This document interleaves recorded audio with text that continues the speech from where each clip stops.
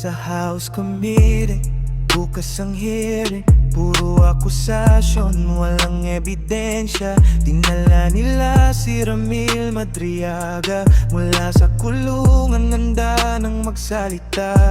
Umiyak pa daw habang binabasa ang affidavit na puno ng drama. Wag man ako ni Sarah, sabi niya, pero sa labas maraming nagtatawa. Pawang kasinungalingan, walang katotohanan. Kidnap suspect na naging star witness, bigla gusto lang siguro ng witness protection, o kaya plea deal para makalabas sa presinto. Oh, impeachment trial, puro dula-dula. Pinaharap nila si Ramil Madriaga, mga kwento na walang pruweba. Kasinungalingan lang, walang duda. Sara Duterte, di niya kilala raw. Pero bakit parang scripted ang lahat? Mula kidnap case hanggang sa hearing hall, ito pa ang hustisya o political na drama lang?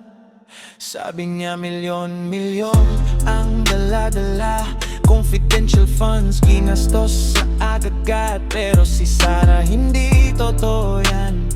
Graduate ng law school, bar top notch pa naman. Umiyak si Ramil, emosyonal daw, pero maraming nagsasabi scripted to. Mula kidnap for ransom hanggang bagman roll, isang araw lang tapos na ang kwento mo. Bawang kasinungalingan, walang katotohanan. Credibility issues, puno ng butas. Gusto lang siguro ng freedom at pera, o kaya utos lang ng mga kalaban niya. Oh, impeachment trial, puro dula-dula. Pinaharap nila si Ramil Madriaga, mga kwento na walang pruweba. Kasinungalingan lang, walang duda. Sara Duterte, di niya kilala raw. Pero bakit parang scripted ang lahat? Mula kidnap case hanggang sa hearing hall, ito pa ang hustisya o political na drama ba? Saan ba pupunta ang bayan natin sa hearing na puno ng kasinungalingan?